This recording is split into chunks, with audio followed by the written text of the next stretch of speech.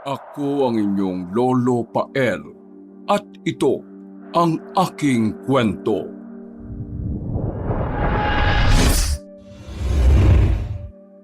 Kabado si Private Silio de Almacen nang ipatawag siya ng superior. Hindi niya kasi alam kung para saan yon. Nito pa namang nakalipas na araw ay may ilan siyang nagawang kapalpakan habang nagtitraining sila sa Camp Magsaysay. Subalit nakahinga siya ng maluwag matapos sabihin ni Mr. Quago na isa nga siya sa mga bagong sundalo na madidistino sa Mindanao. Sa kabilang banda, hindi alam na matangkad na binata kung ikatutuwa niya ba o mas ikatatakot ang anunsyong yon. Naririnig niya pa lang kasi sa ibang mga kasamahan ng tungkol sa lalawigan ay alam na niyang delikado. Inisip na lang niya na para naman sa bansang Pilipinas ang gagawin niyang yun, kaya buong puso at tapang niyang tinanggap. Binigyan sila ng 1 linggong bakasyon para makauwi at ibinalita niya kaagad sa pamilya ang tungkol dito. Masaya ang tatay dong niya pero si Nanay Marian ay kinakabahan at natatakot para sa anak. Huwag kayo mag-alala, Nay. 6 na buwan lang naman yun eh. Walang mangyayaring masama sa amin doon dahil ligtas naman daw doon sa lugar. Hindi naman porke sinabing Mindanao delikado na. Huwag po nating itanim sa utak natin ang ganyang bagay. At saka, kaya nga kami pinadala doon para na rin mas mapanatili ang mga seguridad. Niyakap niya ang mga magulang dahil siguro mamimiss nila ang isa't isa. Nag-iisang anak lang si Silio at noon pa man talaga ay pangarap na niya ang maging sundalo. Tutol man dito si Nanay Marian pero wala pa ring nagawa ang ginang dahil suportado ang binata ni Tatay Dong. Kaya nagsumikap talaga siya para lang makapasok sa pagsusundalo. Mahirap man ang pinagdaan ng mga pagsasanay pero napagtagumpayan niya ang lahat ng yon.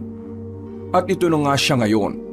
Madidistino at haharap na sa totoong laban kung saan masusubok ang kanyang mga natutunan sa pagsasanay bilang isang sundalo.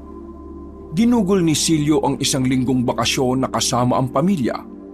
Ang pinakahuli nilang ginawa na magkakasama ay nagsimba para maidulog din sa Diyos ang pagkadistino niya sa Mindanao. Pagkatapos ng misa ay pinauna na matangkad na binata ang mga magulang sa kanilang sasakyan. Naiihina kasi siya at mahaba-haba ang pila sa banyo. Ilang saglit pa, nang matapos na ay nagtungo kagad siya sa parking area kung saan naman ay meron siyang nakasalubong na matandang babae na nagtitinda ng sampagita. Naawa siya dahil tila iniiwasan niyo ng karamihan sa halip na pagbilhan ng tindang bulaklak. Nilapitan niya at binili ang lahat ng paninda ng matandang ginang. Nang makatitigan sila ay bigla na lang kumabog ng mabilis ang puso ni Celio. At nang dumampi ang kamay na matandang ginang sa kanya ay tila ba nangilabot na ang buo niyang katawan. Dahil doon ay kaagad niyang inilayo ang kamay at umiwas din ng tingin sa nagtitinda ng sampagita. Kamuntikan patuloy mahulog ang nasabing bulaklak. Mabuti na lang ay nasalo niya ito kaagad. Pasensya na ho, Ali Kamuntikan ko pang mabitiwan tong sampagita. Ito pong 500 Huwag niyo na ho akong suklian. Nagpasalamat pa matandang babae pero bago niya alisan ay meron yung inabot na tuyong clover na 5 ang petals. Sinabi pa ng ginang na itago niya at dalhin to kahit saan. Dahil sa oras daw ng kagipitan ay magagamit niya ng 5 beses ang nasabing bagay. Napangat na lang ng kilay ang matangkad na binata. At bilang respeto na rin ay itinago niya sa pitaka ang tuyong kaya-kayapuan na 5 ang talulot. May pahabol pang binika sa matandang babae pero hindi na niya pinagtuunan ng pansin dahil tinatawagan na siya ni Nanay Marian. Tumakbo na siya hanggang sa makitang sasakyan. Pagkatapos noon ay nagbiyahe na sila pauwi ng bahay. Mabilis na lumipas ang oras. Kinagabihan, matapos makapagpaalam sa mga magulang at sa iba pang kaanak ay nagbiyahe na nga si Silio pabalik sa kampo. Maaga pa kasi silang magre-report bago lumipad papunta sa lugar kung saan siya madidistino. Bago matulog, habang nakatingin sa kisame ay bigla na lang ulit sumagi sa isip niya ang pahabol na salita ng matandang tindera ng sampagita.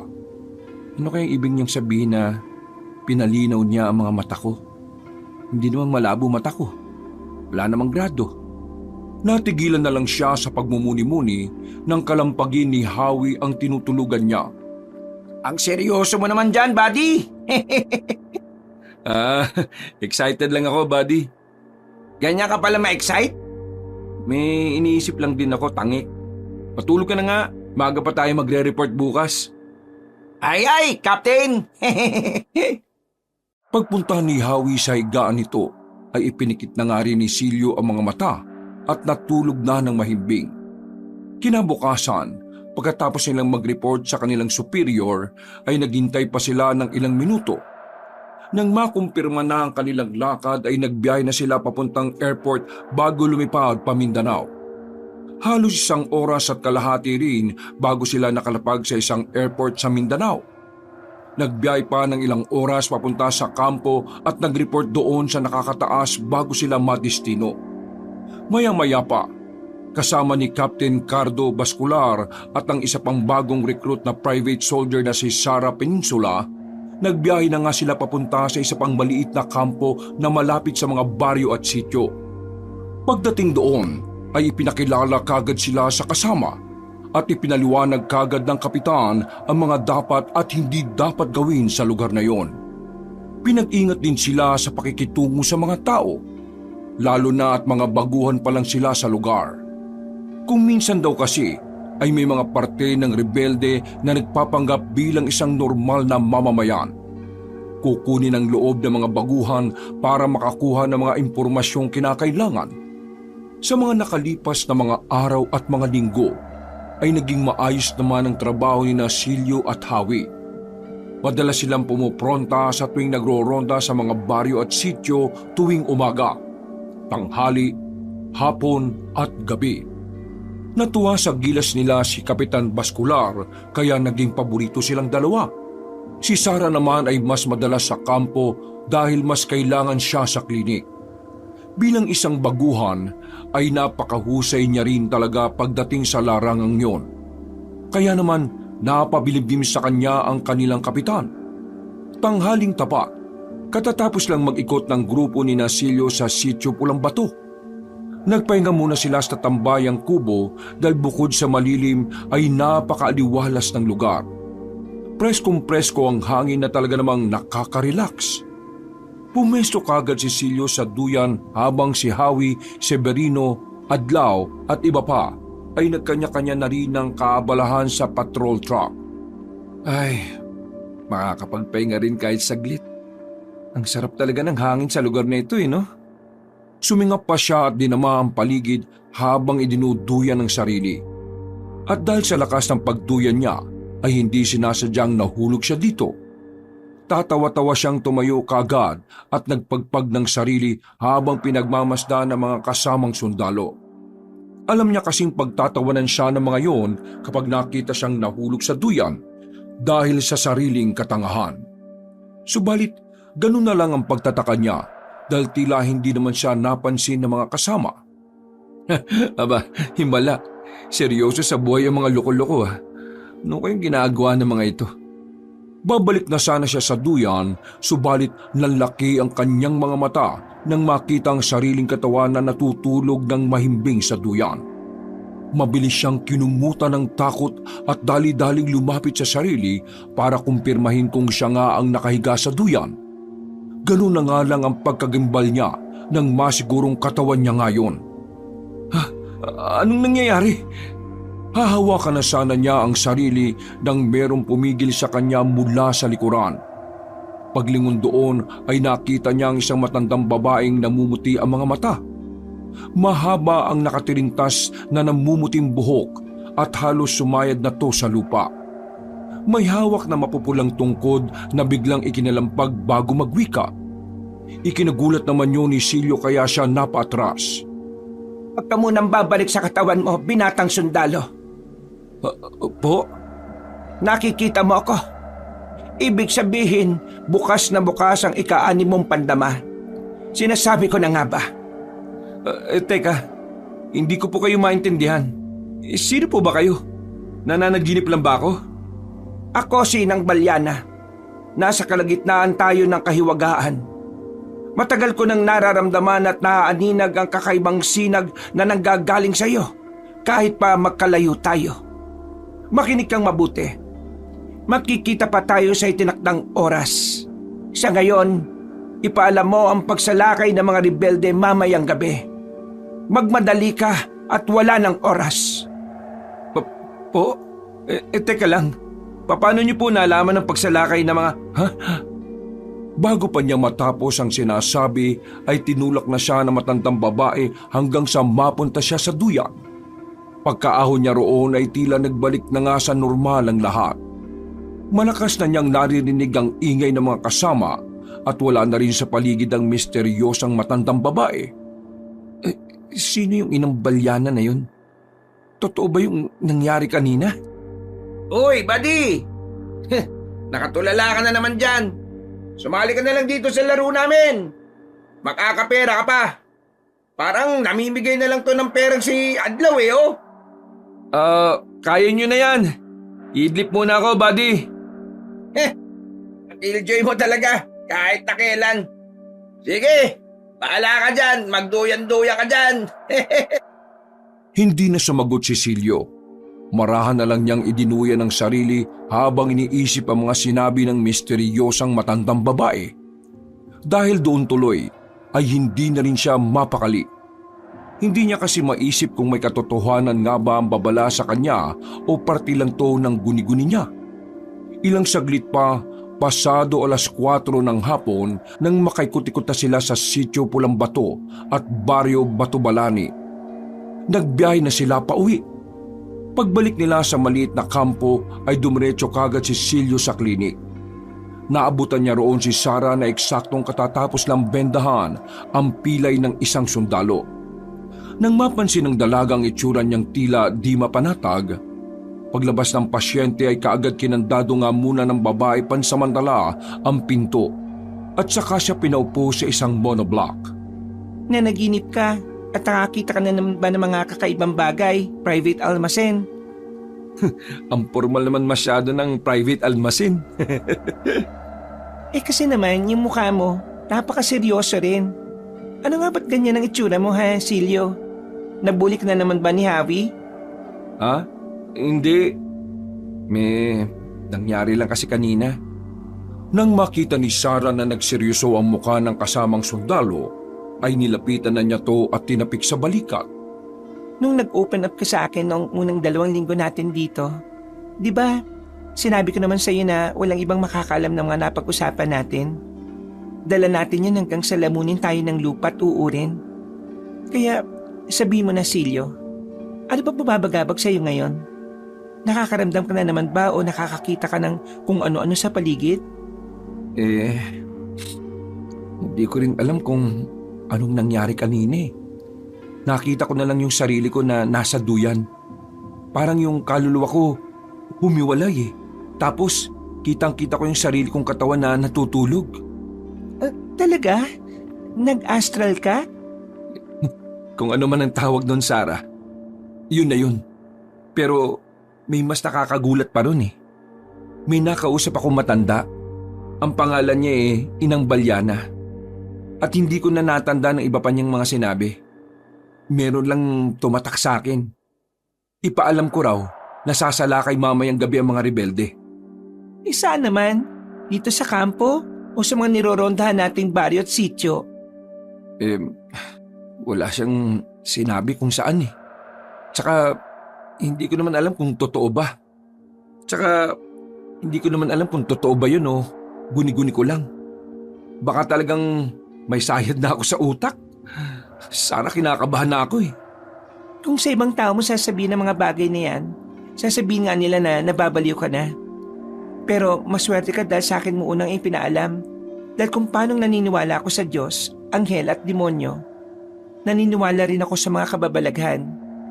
Palagay ko talagang simula nung makaengkwentro mo yung matandang nagtitinda ng sampagita, nung sinabi niyang pinalinaw niya ang mga mata mo, ang ibig sabihin nun ay binuksan niya ang third eye mo. Ilang beses ko namang in-explain sa iyo yun, di ba? Yung mga nakikita mo, nararamdaman at napapanaginipan ay resulta yun ng pagbubukas ng sixth sense mo. Yan din yung sinabi ni Inang Balyana eh.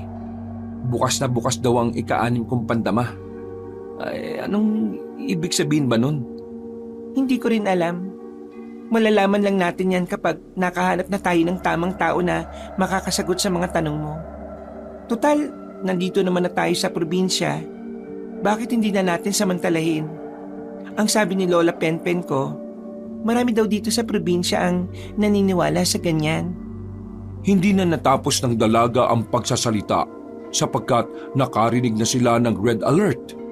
Matapos nilang magkatinginan at magkatanguan ay sabay silang lumabas sa klinik. Nakita pa nga sila ni Howie na nagulat at pagkalaon ay tumingin sa kanila sakang gumisi na makabuluhan. Napakamalisyoso mo talaga, buddy. Anong malisyoso? Wala nga akong sinasabing kahit ano, buddy. Napag-aalata ka tuloy eh. Tama na nga muna yung asaran nyo at magmadali na tayo. Bagay talaga kayo eh. Pareho kayong killjoy. Pagdating nila sa field ay nakatayo na sa mataas na bulwagan si Captain Bascular. Katabi niya si First Lieutenant Doito at Second Lieutenant Daur. Umosisyon na nga ang mga kasundaluhan at sumaludo sa kanilang kapitan bilang paggalang bago yun malakas na nagsalita. Nakatanggap kami ng tawag mula sa espiya natin sa mga rebelde. Sasalakay nila mamaya ang sityong Pulang Bato. Pagkatapos magronda roon ng mga patrol natin. At para hindi mangyari yon, tatambangan na natin sila. Magtatalaga ako ng mga grupo na magtatago at maghihintay sa mga burol. Pati na rin sa bukana ng sityo para matambangan natin ang mga hayop na rebelde na yon. Nang marinig yun ni Silio ay napatingin siya ng pasimple kay Sarah na kanina pa rin pala nakatingin sa kanya.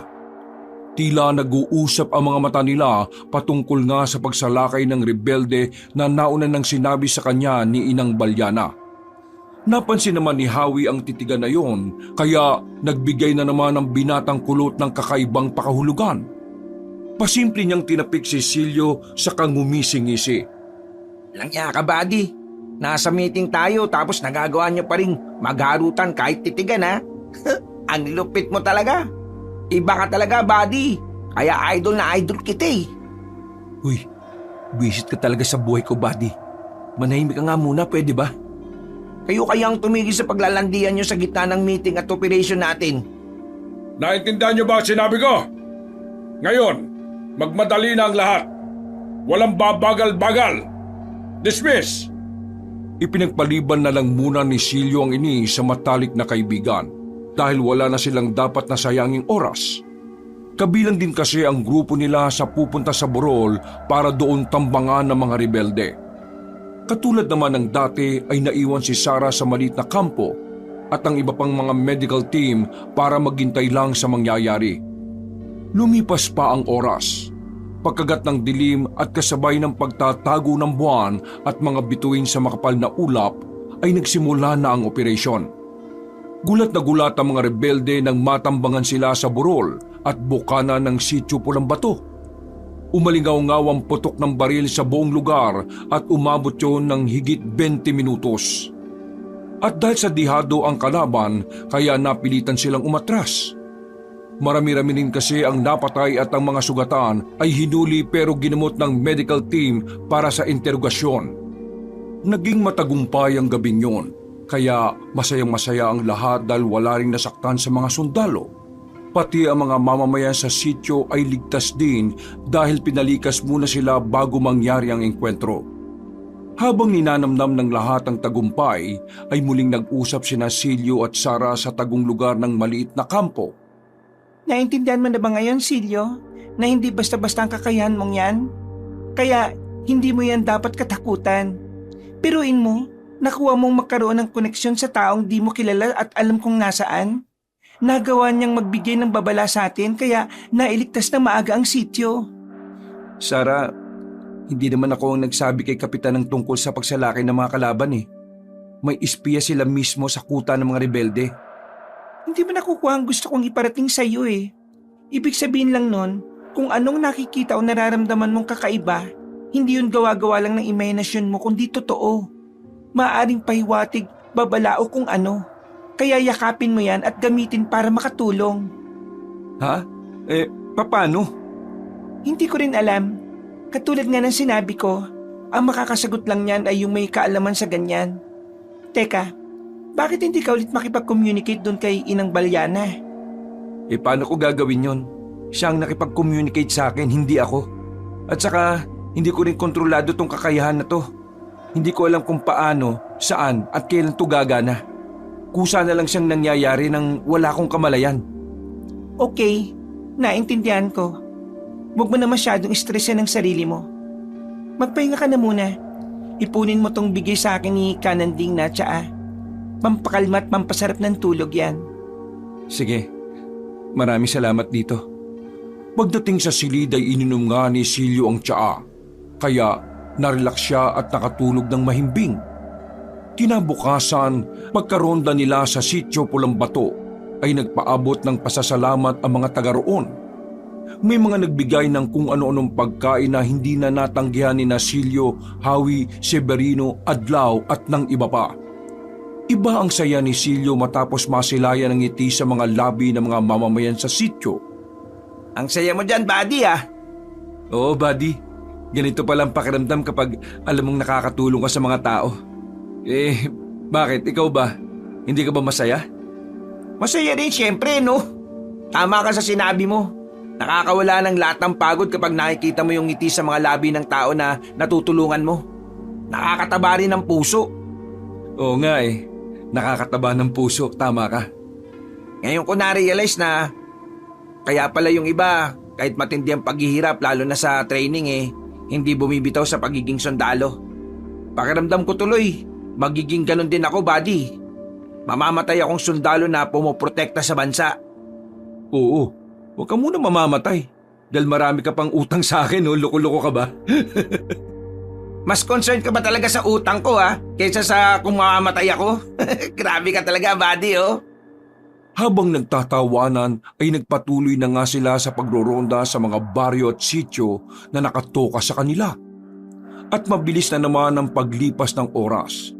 Pasado 4:30 ng hapon, pabalik na sana ang grupo sa maliit na kampo nang may makasalubong silang 6 na itim na sisiw. Pinahinto ni First Lieutenant Doito sa pagmamaneho si Howie para hindi masagasaan ang nasabing hayop. Pasaway ng mga sisiw to. Madilim na nga pag-aala-gala pa. Kapag kayo talaga naadali ng mga bayawak, ewan ko na lang talaga sa inyo. Ikaw lang naman ang bayawak dito, buddy. Kaya dapat sa'yo mag-ingat yung mga Teka, saan punta yung mga yun? Natigilan ng kanilang tawanan nang biglangang nawala sa paningin nila ang mga sisiw na itim. Tumingin-tingin na si Silyo sa kung saan-saan pero hindi talaga nila makita ang mga ito. Napakibit na lang ng balikat ang tenyente bago sumenyas ulit kay Howie na magpatuloy na sa pagmamaneho. Pagbalik sa maliit na kampo ay nagpahinga muna ang lahat bago sabay-sabay na naghapunan eksakto 6:00 ng gabi. Habang kumakain ay napatingin si Silyo sa nilagang itlog na kasama ng menu nila ng hapon na yun. Sa hindi mawaring kadahilanan ay tila unti-unting nag-iiba ang tingin niya sa mga nilagang itlog. Nagkaroon ng mga crack ang mga yon, hanggang sa lumabas nga ang itim na sisiw na may namumulang mga mata. Nakita ng binata ang itim na sisiw na tumalon at pumasok sa bibig ng isang sundalo hanggang sa lalamunan. Nanlaki ang mga mata niya nang masaksiyang mabubulunan ng lalaki hanggang sa humandusay sa sahig. Dahil sa sobrang pagkabigla ay hindi kaagad siya nakakilos. Pinagmasdan niya rin ang paligid pero tila walang pumapansin sa sundalong nahihirapan na sa paghinga. Bakit hindi niyo pinapansin yung sundalo? Tulungan natin! Ha? Natigilan na siya nang biglang tumigil ang nasabing sundalo sa pangingisay. Nanatili yung nakahandusay sa sahig. Dilat ang mga mata at wala ng buhay. Ilang saglit pa ay unti-unting naglitawan ng itim na ugat sa liig nito, hanggang sa umabot yun sa ulo. Walang ano-ano ay bigla na lang yung bumangon at diretsong tumingin sa kanya. Kitang-kita ni Silyo ang pamumula ng mga mata ng sundalo habang naglalaway na tila takam na takam. Mabilis ang sumunod ng mga pangyayari dahil biglang lumundag yun sa kanya na parabang inaalihan ng kung anong elemento. Mariin siyang hinawakan sa magkabilang balikat kaya napatayo na siya at napasigaw sa takot. Uy, buddy! Ayos ka lang? Ha? Anong nangyari? Bakit? Overacting yung pagkakasigaw mo eh. Parang pinisil lang yung balikat eh. Ay nako, bahala ka na nga dyan. Yan na yung pagkain mo oh. Salamat buddy pasensya ka na. Hindi na umimik si Howie dahil kumain na kagad to gawa ng matinding gutom. Samantala, nang mapagtanto ni Silio na isa na namang paiwatig ang nangyari ay napahimas na lang siya sa magkabilang sentido. Pinagmamasdan niya ang pagkain lalo na ang nilagang itlog. Pagkalaon ay hinanap niya ang sundalong nakita kanina na tila naging mabangis na hayo. Inalala niya ang pangalan nun. Private Benjamin? Oh, close na kayo ngayon ni Private Benjamin? Naka-duty siya ngayon dun sa sitio Pulang Bato. Ganun ba? Oo. Teka, bakit mo nga ba siya hinahanap? Nagpapalit mo na ako, buddy Nakakatampo ka naman. Uy, hindi ko siya hinahanap no. Hindi ko nga ka-close yun eh. Nako, kumain ka na nga lang dyan. Tapos na talaga kaming lahat. Ikaw lang ang di pa nakakagalaw dyan sa pagkain mo. Kung di ka nagugutom, bigay mo na lang sa akin yan, buddy. Eto, sa'yo na nga lang. Pagkabot sa itlog na nilaga kay Howie ay saka na siya nagtuloy ng hapunan. Pagsapit ng hating gabi, kahimbingan ng tulog ng mga sundalo sa maliit na kampo nang maalipungatan si Silio matapos marinig ang pamilyar na boses na tumatawag sa kanya. Nagpalinga-linga siya ng tingin pero nanatiling nakahiga. Pinagmamasdan niya ang mga kasamahan at nang makitang natutulog ang lahat ay bumalik siya sa pagpikit. Subalit napadilat din kaagad ng muling marinig ang pamilyar na boses. Dahil doon ay napasilip na siya sa bintanang nasa ulunan ng kanyang tinutulugan. Mula sa hindi kalayuan sa mausok na kakahuyan ay nasipat niya ang pamilyar na nilalang. Inang Balyana? Napatayo siya na makita na tila hindi maganda ang lagay ng misteryosang matandang babae. Nang kukunin na niya ang tsinelas ay ganun na lang ang gulat niya nang makita ang sarili na nahihimbing sa pagtulog. Humiwalay na naman ang kaluluwa ko. Manatili ka na lang dyan, binatang sundalo. Pasensya na at sa ganitong lagay mo ko naabutan. Pakiusap. Hanapin mo ko sa kagubatan. Tulungan mo kung makalaya at matutulungan kitang malabanan ng mga kaaway. Teka lang po. Paano ko kayo matutulungan? At saka, saan parte ng kagubatan ko kayo hahanapin? Napakalawak ng mga gubat dito at punong-puno ng mga rebelde. Maniwala ka sa akin. May higit pang nakakatakot na kalaban kesa sa mga rebelde. At nagsisimula na ulit kumilos ang kalibonan. Isa-isa na niyang pinakakawalan ng mga itim na sisiw. Ano po? Itim na sisiw? Teka, paano mong... Nakita mo rin yon, di ba? Bago pa mahuli ang lahat, kumilos ka na, binatang sundalo. Meron kang sandata na po pwede mong gamitin para makita ang kinalalagyan ko. Ano pong sandatang sinasabi niyo, Inang? Saka, pwede po bang tawagin niyo na lang ako sa pangalan ko kaysa sa binatang sundalo? Ako po si Silio. Wala nang oras, Silio. Magpadali ka. Teka, Inang, marami pa akong tanong. May kung anong puwersa na ang tila humigop sa matangkad na binata kasunod ng bigla niyang pagbangon mula sa higaan. Muli siyang napasulyap sa bintana pero wala na ang puting usok doon pati ang mahiwagang matandang babae. Pinagmasdan niya ang sarili at kinapaka pa bilang paniniguro na nakabalik na siya sa sariling katawan. Nang muling maisip ang mga sinabi kanina sa kanya ni Inang Balyana, ay napahimas na naman ang binata sa magkabilang sentido. Kinabukasan, pagkatapos ng agahan, ay nagtungo muna si Silio sa klinik para sana ikwento kay Sarah ang bago na naman niyang engkwentro sa misteryosang matanda. Subalit, hindi niya naabutan ng dalaga. Ayon sa medic na nandoon, ay maagang umalis si Sarah kasama ang iba pang sundalo at nagtungo sa sitio Pulang Bato. May sundalo raw kasing nangangailangan ng tulong medikal at hindi na madadala pa sa kampo sa hindi malamang dahilan. Umalis na nga siya kaagad sa klinik at sumama na sa mga kagrupo para sa pagroronda. Pagdating nila sa sitio Pulang Bato, ay tila naramdaman niya kaagad na may nangyayaring ang hindi maganda. May nauna kasing truck ng sundalo roon na ginagamit ng mga combat medic. May nangyari ba rito, Lieutenant Doito? Bakit nandito yung truck ng medic natin? May sundalo raw na nangangailangan ng medic. Nalaman ko yun mismo sa klinik ng kampo. Napatingin ang lahat kay Silio matapos niyang sabihin yon. Saka naman sumenyas ang tenyente na iparada na muna ang sasakyan nila. Magkakasunod na bumaba sina Lieutenant Doito, Silio, Howie, Severino at Adlaw, habang ang iba ay naiwan sa truck para magbantay sa paligid. Nagpatuloy sila sa paglalakad at ang makakita ng isang taong taga roon ay kinumpronta nga kaagad nila. Ayon sa ginang ay naroon daw ang sundalong ginagamot sa bahay mismo ng punong sityo na si Mang Batuten. Nagtuloy-tuloy na sila sa bahay ng punong sityo at pagdating doon ay ganun na lang ang gulat nila lalo na si Silio. Ito kasi yung sundalong nakita kagabi habang naghahapunan.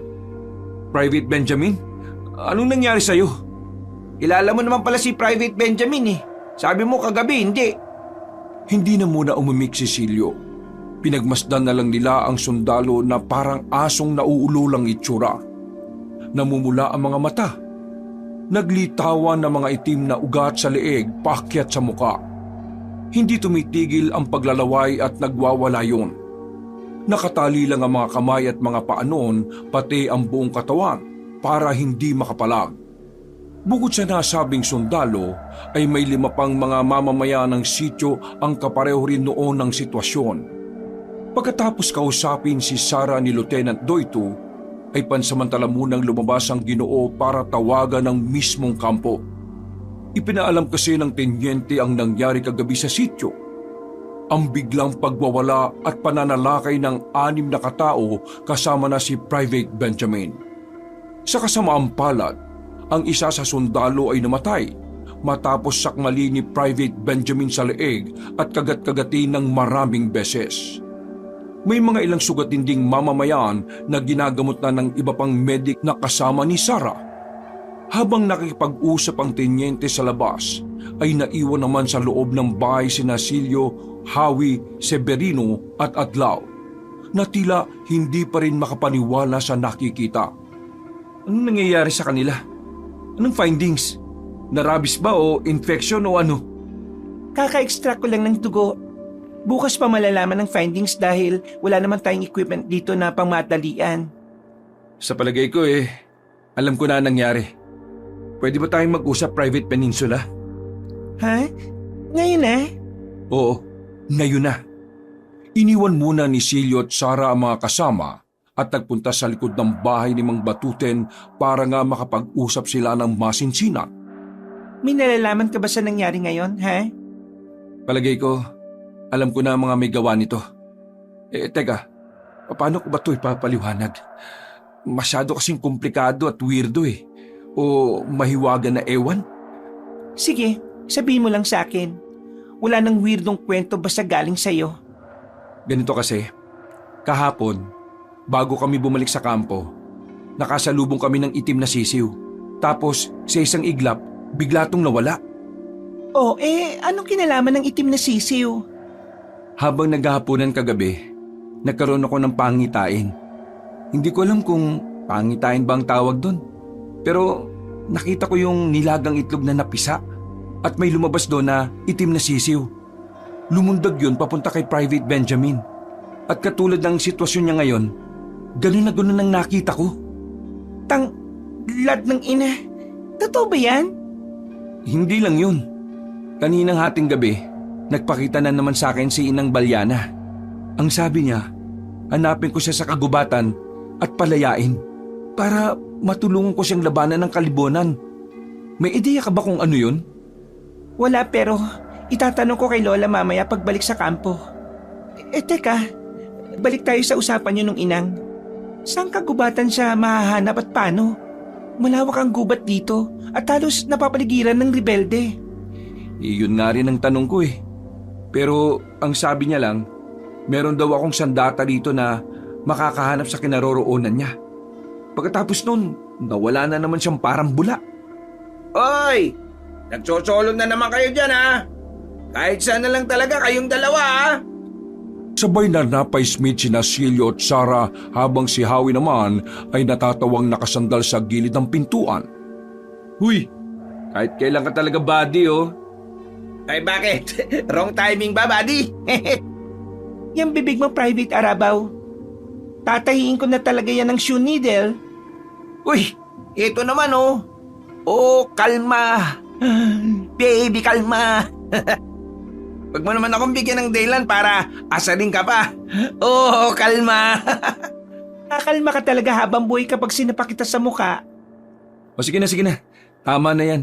At baka magkapikunan pa kayo ng tuluyan. Bakit ka ba nandito, buddy? Sabi ni Lieutenant Doito, mauna na raw tayong magronda sa Baryo Batubalani. Maiiwan kasi siya rito dahil parating yung kukuha sa mga pasyente at sa bangkay. Ibig sabihin, habang wala si Tenyente, ikaw muna ang boss, Silio de Almacen. Nandun na raw sa baryo sina Lieutenant Daur at ang iba pa. Kaya magpaalam ka na rin muna sa Honey My Love So Sweet mo. Napailing-iling na lang si Silio habang si Sara naman ay umirap kay Howie bago yun sadyang banggain. Pagkalipas nga ng ilang minuto ay nagtungo na ang grupo sa Baryo Batubalani at naabutan nga nila roon ang grupo ni Lieutenant Daur. Para sa sitio Pulang Bato, maganda ang aura ng mga tao rito dahil walang nangyaring masama. Yun na lang ay kalat na rin doon ang balita patungkol sa nangyari. May ilang narinig si Sitio na kwento-kwento na marahil daw ay nayanggaw ang 6 na biktima kaya nanalakay ng mga tao. Hindi naman maunawaan ng matangkad na binata ang tungkol doon. Ni hindi niya nga alam ang ibig sabihin ng salitang yon. Kaya habang nakasuot sa tabi ng driver's seat, ay malalim na naman ang iniisip niya. Kasing lalim na naman ang Pacific Ocean yung iniisip mo dyan, buddy ah. Siguro, kung ikaw ang nagdadrive nitong truck natin, bumangga na tayo o kaya nahulog sa bangin. Ay nako, pag mong isipin yun. Pag mong isipin si Private Peninsula, mahal ka noon. Gago ka talaga. Hindi yun ang iniisip ko, no? Saka, wala namang namamagitan sa amin ni Sara eh. Ang iniisip ko, kung ano yung nayanggaw o yanggaw na sinasabi ng mga taga-Baryo Batubalani. Napatingin si Silio kay Severino nang magpaliwanag yon. Ang nayanggaw pala isang klase ng seremonya o ritual ng isang aswang para mahawa ang isang inosenteng tao. Ginagamit nila ang espesyal na laway at hinahalo sa pagkain o inumin. Kapag nakain o nainom na ito ng biktimang may mahinang resistensya o paniniwala sa Diyos, ay madali siyang mahahawaan ng pagiging aswang. Namangha sina Silio at Howie sa narinig dahil sa unang pagkakataon din ay nagbahagi ng ganoong kaalaman si Severino. Bilang mga taong laki sa syudad, wala talaga silang ideya patungkol sa mga ganoong bagay. Nakakatakot naman pala kung may ganon dito sa probinsya. Baka mamaya yung mga kinakain natin sa kampo may laway na ng aswang. Paano pa malalaman kung may laway ng aswang yung pagkain? Nang sabi ni Severino na malabo mangyari yon sa kampo dahil palaging maalat o maasin ang pagkain at mahilig sa kalamansi at sili ang karamihan sa kanila. Asin kasi at kalamansi ang pangunahing pangontra sa ganon. Severino, paano naman yung sisiw ang ginagamit para gawing aswang ang isang tao? Ha? Sisiw? Saan mo naman nakuha yung konsepto na yun, buddy? Wala naman. Naisip ko lang. Ikaw, may ideya ka ba? Mukha ba akong probinsyano ha, buddy? Ikaw talaga Natigilan sa usapan ng dalawa nang ipaliwanag ni Severino ang tungkol sa konsepto ng sisiw sa aswang. Kalimitan daw sa mga tipikal na babaeng aswang na makikita ang itim na sisiw sa loob ng katawan nila.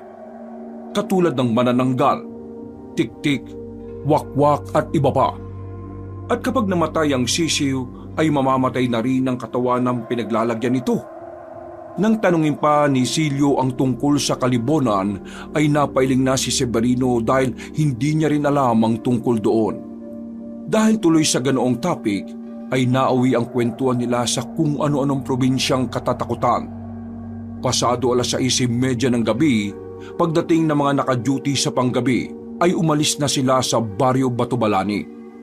Habang pauwi ang dalawang grupo ay bigla na lang nagkaroon ng aberya sa daan. Mula sa hindi kalayuan ay meron silang nakitang isang dalaga na nasa edad 18. Duguan ang katawan noon at nakahandusay sa gitna ng daan. Huminto ang truck at nanatiling nakasentro ang ilaw sa nasabing katawan. Naging alerto rin sila sa paligid dahil posibleng gawato ng mga rebelde para matambangan sila. Sinenyasan ni Lieutenant Dawor ang dalawa sa hawak niyang sundalo. Marahang lumapit ang mga yun sa dalagang duguan at nakahandusay sa daan. Kinapa ng isa ang leeg noon habang isa pa ay palinga-linga sa paligid, katulad ng mga sundalong nasa dalawang truck. Nang makumpirma na walang pulso ang nasabing dalaga, ay sumenyas ulit ang tenyente sa dalawa pang sundalo na tumulong sa pagbubuhay ng bangkay. Habang alerto ang lahat at akmang bubuhati ng babaeng wala ng buhay, ay bigla na lang yung dumilat. Sa isang iglap ay namula ang mga mata noon. Naglaway din at naglabasa ng itim na ugat sa leeg na papunta sa mukha. Pagkakita roon ni Silio, ay alam na niya kaagad ang mangyayari at napabulala siya ng malakas sa dalawang sundalong naroon. Umalis na kayo dyan! Bilisan nyo! Subalit bago pa makuha ng dalawang sundalong sinasabi ni Silio, ay sumalakay na ang nasabing babae. Tila inalihan ng kung anong masamang elemento. Gamit ang mahaba at matatalim na mga kuko, ay winakwak ng malahalimaw na babae ang tiyan ng isang sundalo. Nagulat ang lahat sa nangyari lalo na nang makitang duguan na ang kabaro nila. Hindi pa rin natapos ang lahat dahil bigla pang sinunggaban ng halimaw ang isa pang sundalo. Sa takot ay nagpaputok yun ng baril na umalingaw-ngaw sa buong paligid na umabot sa mga kalapit na baryo. Walang kahirap-hirap na sinakmal ng halimaw ang leeg ng nasabing sundalo. Tumagas ang napakaraming dugo roon hanggang sa humandusay na sa gitna ng kalsada. Ano yan? Aswang! Nang sabihin nga ni Severino at Adlaw na posibleng aswang ang dalaga, ay kaagad na alarma ang lahat. Pagtayo sa kanilang harapan ay ngumiti yun na tila nanlilibak bago umalulong na siyang nagpakilabot sa kanilang lahat. Galit na sumenyas naman si Lieutenant Dawor sa mga sundalo para barilin ng aswang. Umalingaw-ngaw na naman ang putukan ng baril, subalit tumalon lang ang dalagang halimaw sa kakahuyan at hindi na nila nakita pa. Nasaan nagpunta yung aswang? Hindi ko alam, buddy. Tinapik na kaagad ng tenyente ang truck at tumandar yun, palapit sa dalawang sundalong naghihingalo.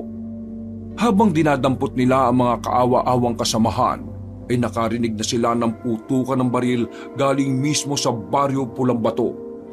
Sa baryo yun, di ba? Baka nandun na yung babaeng aswang. Parang ang bilis naman niya. Ha?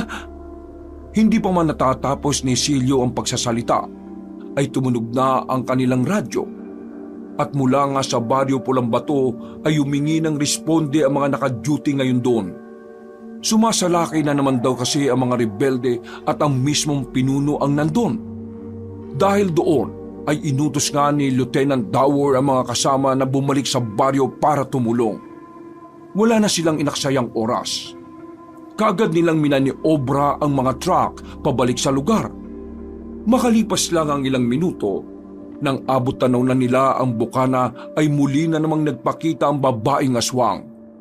Nakakapit yun sa matabang puno habang nagmamatsyag sa nangyayari sa baryo. Sa galit ni Lieutenant Dawor ay magkakasunod niyang pinaputukan ng aswang.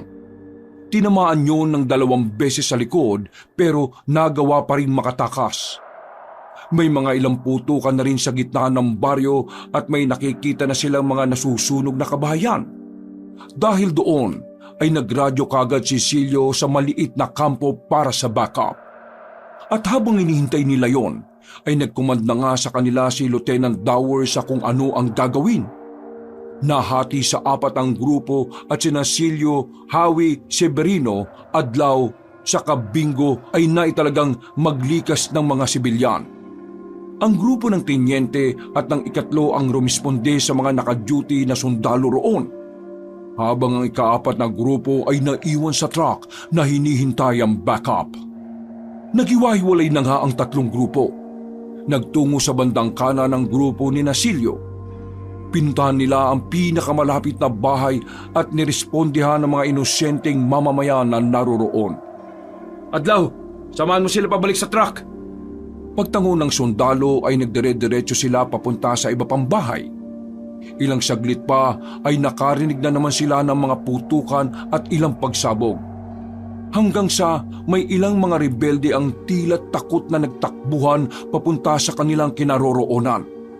Tinutukan nila ang mga yon at papaputukan sana pero nilagpasan lang sila. Nagkatinginan lang sila Silio, Howie, Severino at Bingo na punong-puno ng pagtataka. Mukha ba tayo mga multo? Dinaanan lang tayo oh. Hindi ko rin alam, buddy. Eksaktong pagkasabi noon ng matangkad na sundalo, ay nakarinig na sila ng mga nakakakilabot na ungol ng isang nilalang mula sa hindi kalayuan. Sinundan yon ng alulong na mga aso sa baryo.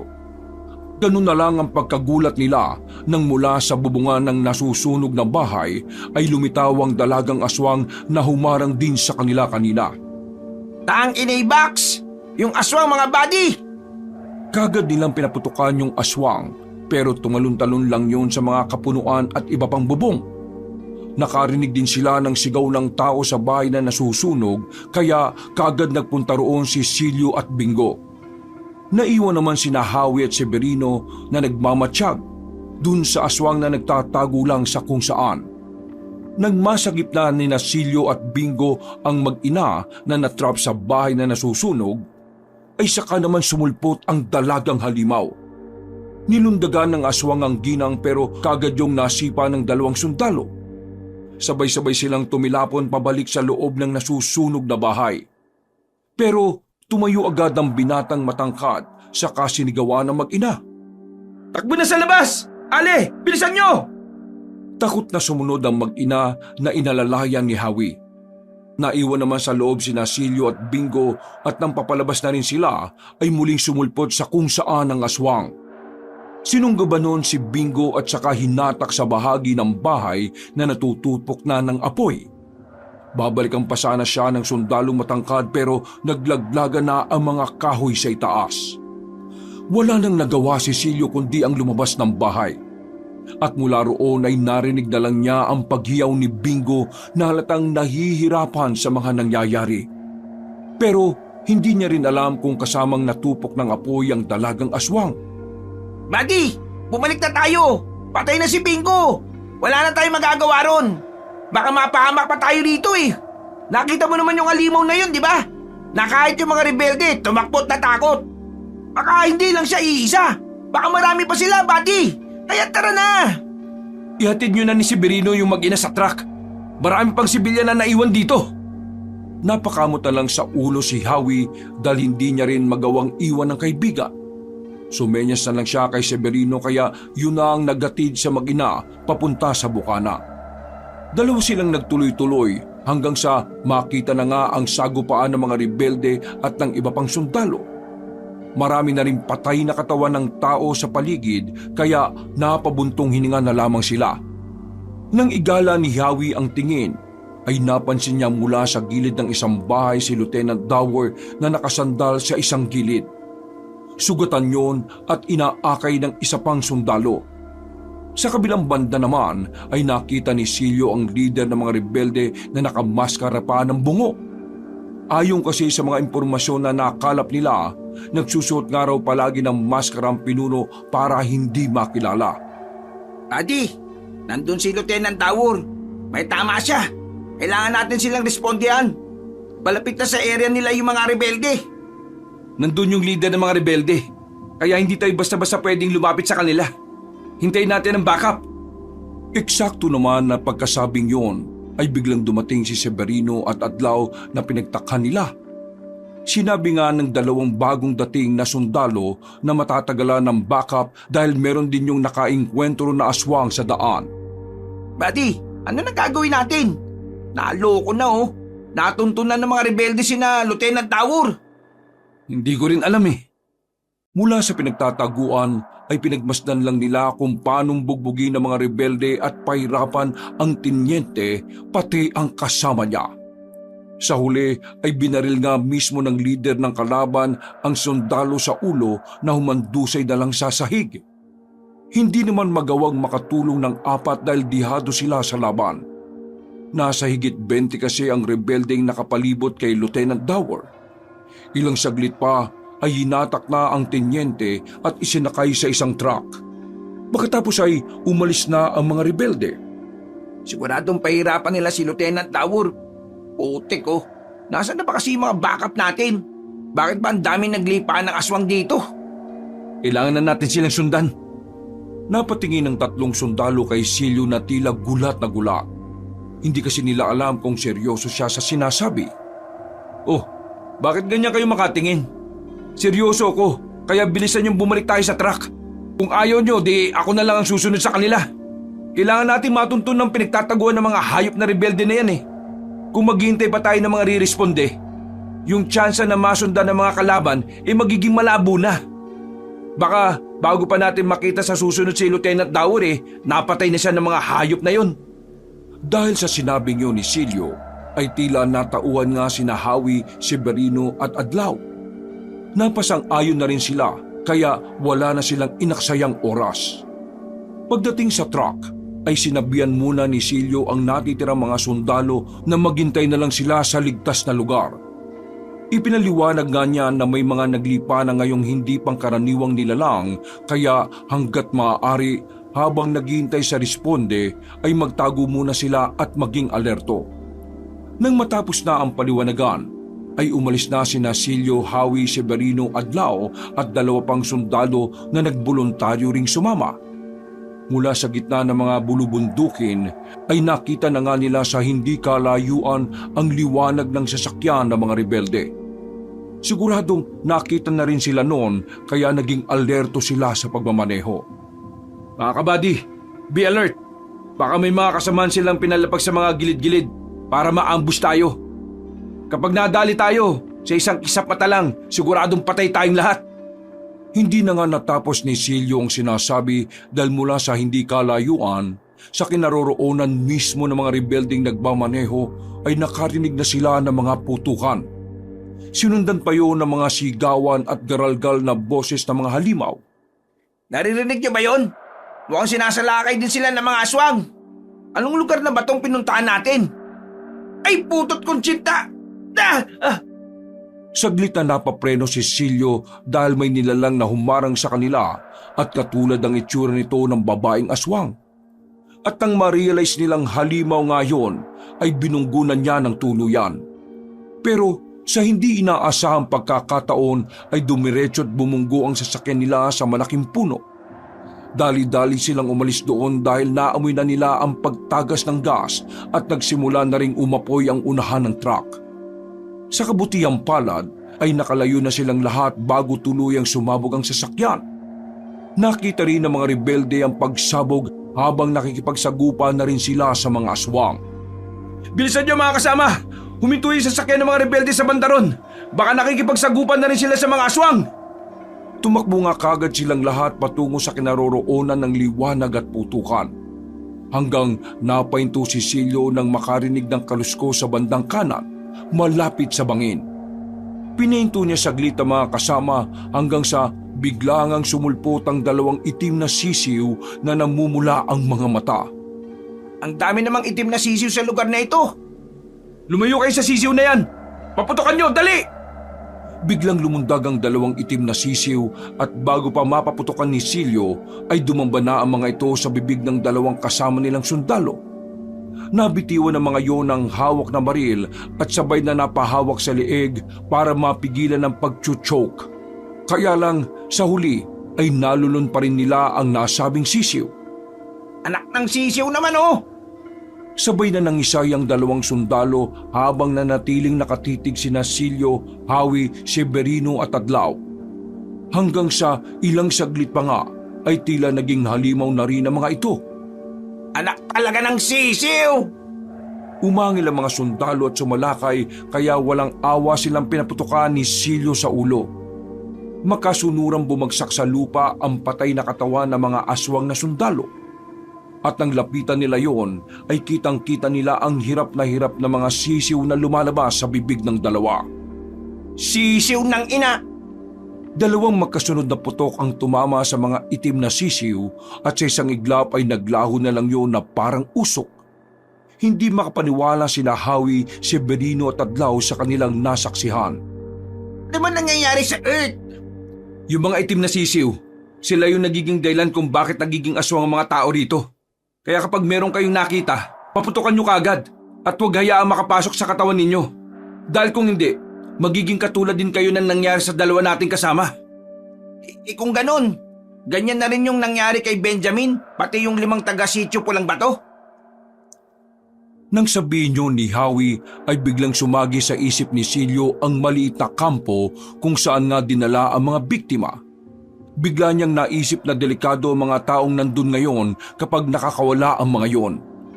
Nako, kailangan natin masabihan ng mga nasa maliit na kampo. Delikado sila kapag nakakawala sina Benjamin at ang iba pa. Paano natin gagawin yun? Sumabog na yung truck natin. Nandun pa naman yung radyo at iba pang gamit natin.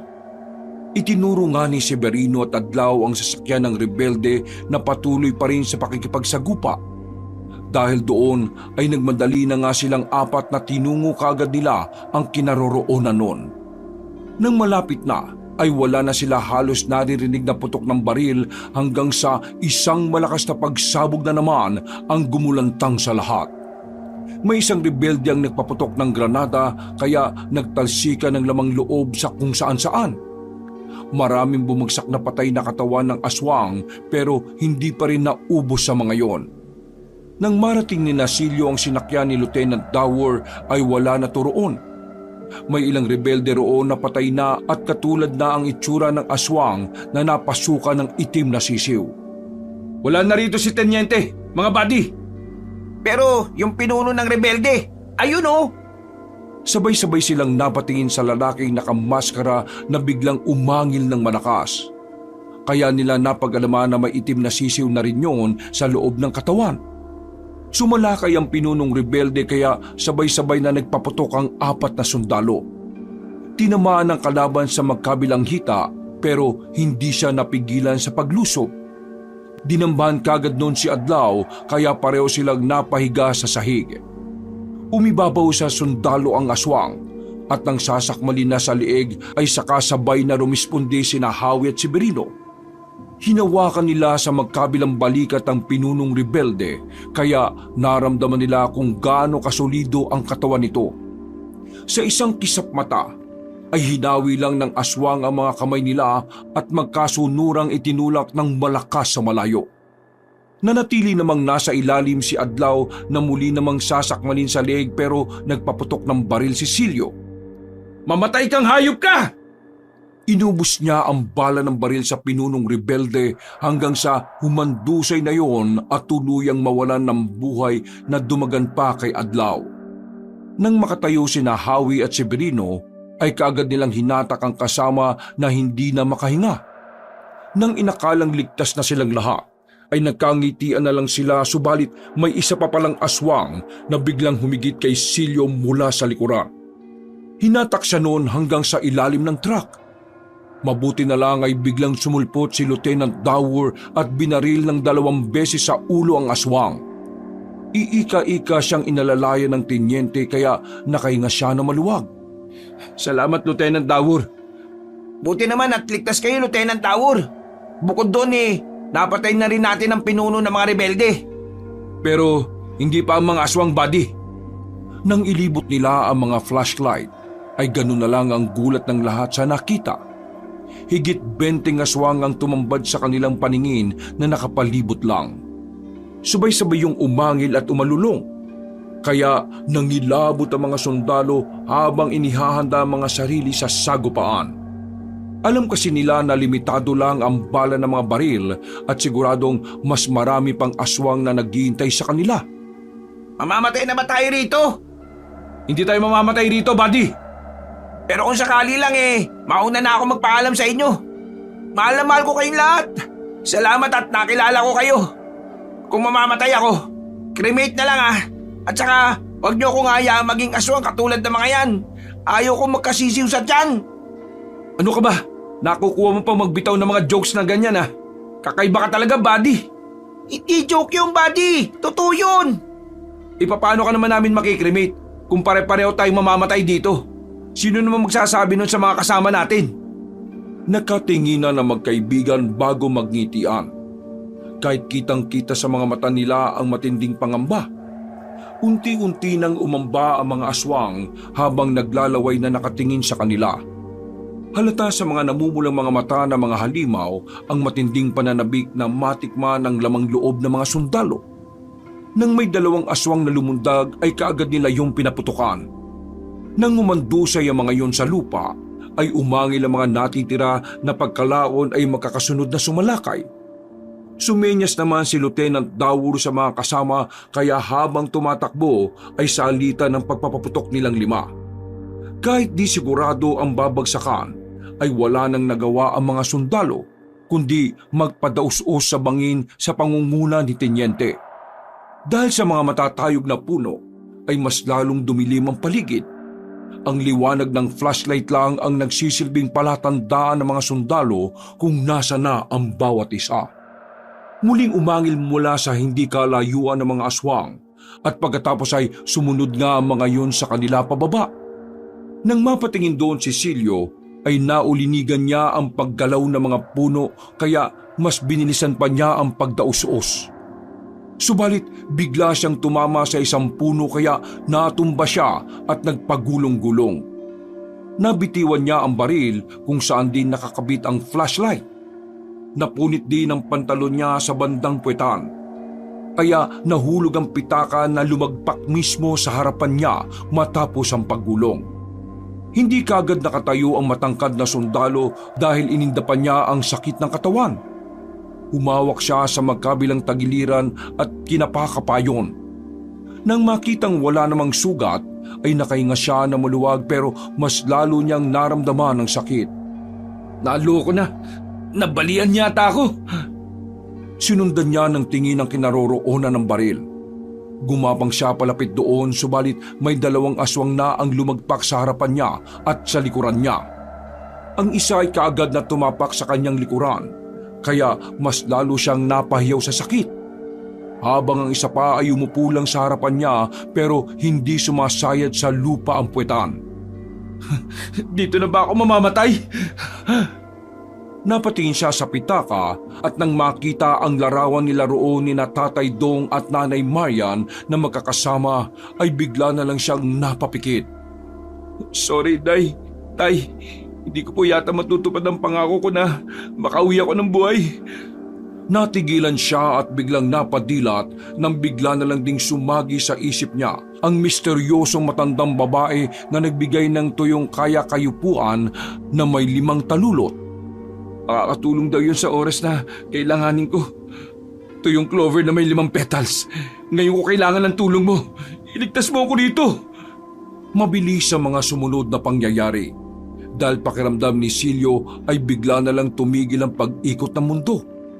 Nakarinig lang siya ng isang beses na pagtunog ng batingaw at pagkatapos noon ay bigla na lang nawalang parambula ang 2 aswang. Nagulat din siya dahil nawalang bigla ang sakit ng kanyang katawan. Kaya dali-dali siyang tumayo at kinuha ang baril saka tumutok sa kung saan-saan. Hindi niya alam kung ano ang eksaktong nangyari pero nagpasalamat siya dahil nakaligtas siya sa napipintong kamatayan. Nang masigurong ligtas ang paligid ay kaagad niyang binalikan ng pitaka at dinampot. Kasunod noon ay nakadinig na siya ng putok ng baril mula sa hindi kalayuan. Pumunta siya roon at nang makita si Adlaw na sugatan ay tinulungan niya yon. Napatay nila ang 2 pang aswang at sabay nilang hinanap ang iba pang kasamahan. Padali kayong lahat, bilis! Kung naririnig niyo ako, Pumunta kayo rito! Sinundan nga nila ang kinaroroonan ni Howie na makailang ulit nang nagpaputok ng baril. At sa wakas, muli nga silang nagtagpong 5 saka nagpatuloy sa pagtahak sa masukal na gubat. Naririnig pa rin nila ang ingay ng mga aswang kaya alerto sila hanggang sa makakita ng maliit na yungib. Sumenyas nga si Lieutenant Dower na pumasok roon at maingat nilang ginalugad ang nasabing kuweba. Nang masigurong ligtas ang lugar, ay doon sila muna pansamantalang nagpahinga. Nagpayo rin ang kanilang superior na patayin muna ang mga flashlight at talasan ng paningin at pandama. Kahit papaano ay nakapagpahinga sila dahil tila humupa na rin ang tensyon. Inutos din ng tenyente na magpahinga muna ang dalawa para habang ang tatlo ay nagbabantay sa paligid. Si Silio at Adlaw na muna ang umidlip habang sina Lieutenant Dower, Howie at Severino ay nanatiling nagmamatsyag sa kapaligiran. Nang malalim na ang pagtulog ng binatang matangkad, ay muli nga siyang dinalaw ni Inang Balyana. Hinang-hina na ang misteryosang matanda kaya labis siyang nag-alala. Inang Balyana, ano po nangyari sa'yo? Ginamit ko na lahat na kakayahan ko para maabot ka, Silio. Kapag hindi mo ko mahanap, mahirapan ka ng magapi ang kalibunan.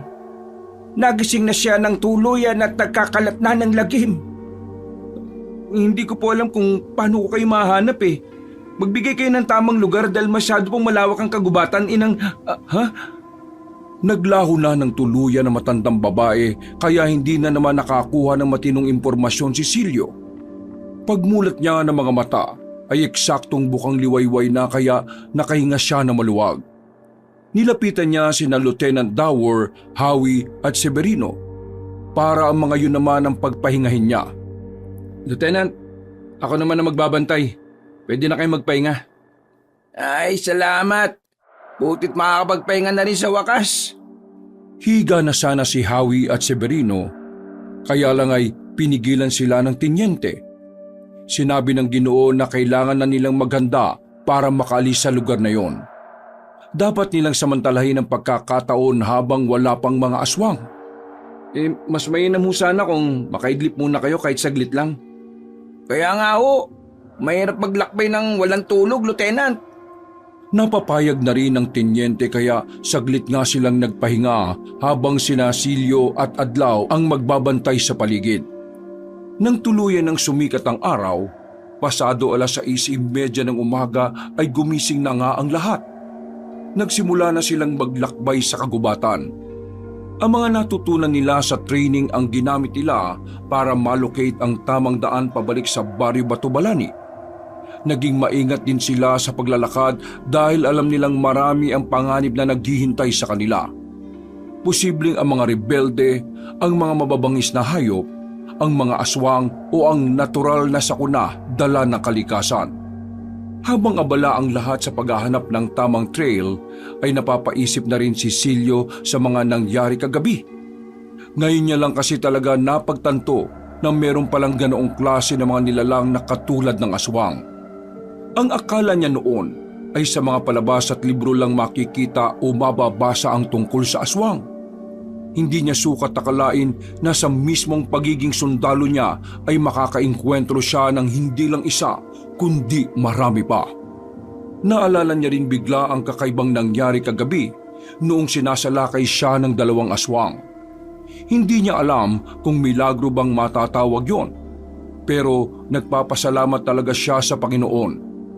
Nang maisip niya nga bigla ang tuyong Clover ay saglit siyang huminto at tiningnan ito sa pitaka.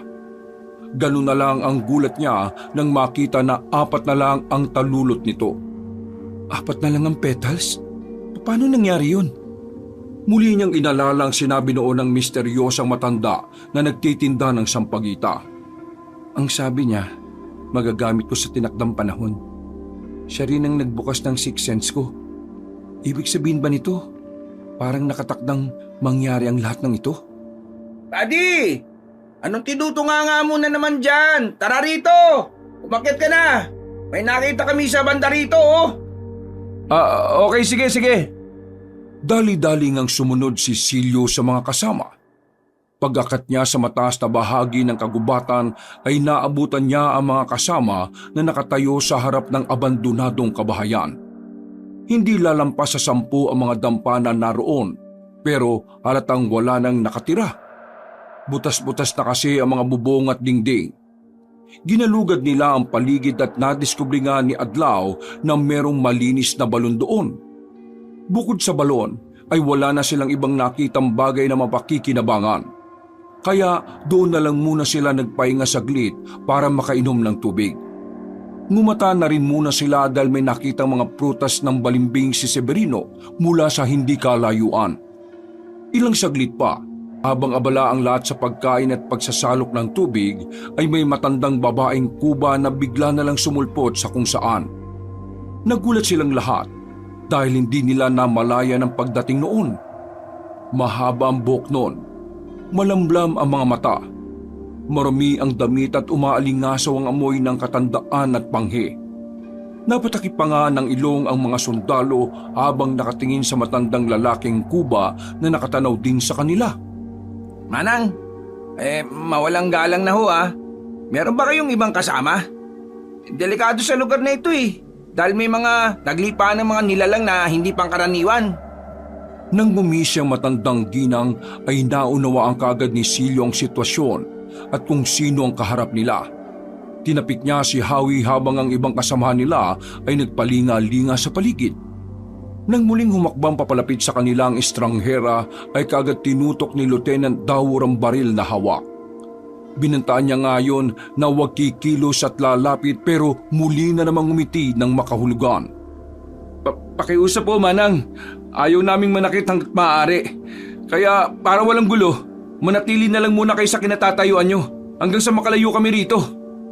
Sa tingin niyo ba, nakakatakas kayo sa lugar na ito, mga sundalo? Ngayong tuluyan na akong nagising mula sa matagal na pagkakahimlay. Oras na ng pag-asik ng lagim. Natumba ang nasabing matanda ng pagbababarilin ni Lieutenant Dower. Nilapitan niya yon at para makasiguro na hindi na makakagalaw ng tuluyan ay tinatad niya pa sa katawan. Nang maubos na ang bala, ay kaagad nagpalit ng magasin ng tenyente habang napapamura sa dugo ang katawan ng matandang babae. Hindi naman nakaimik ang 4 pang sundalo dahil alam na rin naman nilang isa yung aswang. At eksaktong pagkasa ni Lieutenant Dower ng baril ay mabilis ang sumunod na pangyayari. Nagulat na lang si Silio, Howie, Severino at Adlaw nang biglang tumayo ang matandang babae. Ngumiti yun at habang abala ang tenyente ay dinambahan siya sa likod saka sinakmal sa leeg. Sa sobrang pagkabigla ay napaputok ng baril ang Ginoo paharap sa mga sundalo na biglang nagyukuan. Nagpatuloy naman ang halimaw sa pagkagat sa leeg hanggang sa matapyasyon ng tuluyan. Pagkalaon ay tumalo na matandang lalaki palayo sa naghihingalong tenyente bago suminghap habang inunguya ang nakagat na balat. Pagkalunok ay sakayong bumuga sa hangin at napangiti na parang demonyita. Nakatikim din ulit ako ng sariwang dago ng karne ng tao. Nakapagpaputok pa rin ang barilang tenyente na tumama sa mata ng matandang kubang aswang. At pagkatapos noon ay tuluyan na yun nawalan ng buhay. Kitang-kita ng 4 na sundalo kung paanong mabilis na gumaling ang tama ng baril sa mata ng halimaw. Pagkadaka ay sa kanila yon hinarap habang napapangiti pa rin. Oras na para pakaulan at pakainin ang aking mga sisiw. Unti-unting nagbago ang anyo ng matandang ginang. Ang mga tenga ay tumulis. Mas kumapal at umitim ang buhok. Tumalim ang mga mata at mas nanlilisik. Umusli ang mga ngipin. Tumalim ang mga kuko at kumapal ang mga balahibo sa buo niyang katawan. Ilang saglit pa ay iniluwa niya ang 4 na itim na sisiw na ikinagulat na naman ng 4 na sundalo. Anak ng sisiw! Siya pala ang nanay ng mga sisiw? Pinaputukan kagad ni Silio ang mga sisiw at nang matamaan ng mga yon ay naglahod na nga lang na parang bula. Sinumaan lang sila ng tingin ng halimaw na nagluwa ulit ng mas marami pang sisiw. Mga alaga kong sisiw! Pumasok kayo sa katawan ng mga yan at angkinin niyo ang katauhan nilang lahat. Pagkatapos ay maghasit kayo ng lagim sa lugar na ito. Nagpaputok na rin ng baril sina Howie, Severino at Adlaw. Pero sa dami ng itim na sisiw ay hindi nila naubos sa mga yon. Doon tayo sa bandaron! Bilis! Magkakasunod na nagtakbuhan ng apat. Subalit bago pa sila makaalis sa lugar na yon, bigla nang lumundag ang matandang babae na nag-anyong halimaw saka lumagpak sa harapan mismo ni Silyo. Nang malapit ang makita ng binatang matangkadang aswang, ay tila bigla siyang naistatwa. Naisip na lang niyang ito na ang katapusan nilang lahat. Lalo na at nasaksihan niya kanina na tila mala-immortal ang kanilang kaharap. Nanginig ang buo niyang kalamnan at nanlambot ang kanyang mga tuhod. Kaya napasigaw na lang siya sa isip dahil hindi na rin niya maibuka ang bibig sa sobrang tensyon. Tulungan niyo ako, Panginoon. Ayoko mamatay sa lugar na ito. Sa isang kisap mata ay bigla na lang sumabog ang mukha ng aswang na ikinagulat nilang lahat. Isa-isa ring nagputukan na parang bula ang mga itim na sisiw hanggang sa tuluyang itong maubos. Kasunod noon ay isang nakakagimbal na hiyaw ang kanilang narinig mula sa matandang aswang. Anong ginawa ba? Anong ginawa mo sa mukha ko? Walang yakang sundalo ka! Sinamantala nila ang pagkakataong yon. Habang mabagal na nagre-regenerate ang sabog na mukha ng aswang, ay tumakas na kaagad ang apat na sundalo hanggang sa makalayo sa lugar na yon. Hindi nila inalintana ang matinding pagod dahil ang gusto lang nila ay matakasan ng kamatayang nagbabadya. Kahit hingal na hingal, uhaw na uhaw, gutom na gutom at inaantok, ay hindi pa rin sila tumigil. Hanggang sa hindi nila namalayan na may ilog na pala. Sabay-sabay silang nahulog doon at mabuti na lang ay hindi mabato, kaya nakaahon din sila kaagad at nakatawid sa kabilang bahagi. Nagpahinga sila saglit sa ilalim ng mayabong na puno para lang pakalmahin ang mga sarili. Ano ba yung nilalang na yun? At saka anong nangyari kanina? Totoo pa ba itong nangyayari? Hindi ba nananaginip lang tayo? Baka patay na tayo. Nak ng sisiw naman oh. Hindi ko na alam. Gisingin niyo na lang ako mga buddy Aray, bakit mo naman ako sinabak, buddy? Sabi mo gisingin kita eh. Di ayan. Ano, gising ka na ba? Hindi pa naginip to, buddy. Totoo mga nangyayari. Kaya kailangan na natin makalis dito bago pa tayo ulit abuti ng dilim. Dahil kapag nangyari yun, nako, sigurado na tayong hindi na tayo makakaligtas. Ano ba yung nakita natin kanina? Anong klaseng nilalang yun? May ganun pa bang uri ng aswang? Hindi ko rin alam eh. Tara, tumayo na kayo dyan at aalis na tayo. Nagmadali na nga kagad silang apat hanggang sa mapatpad na sila sa gitnang bahagi ng gubat.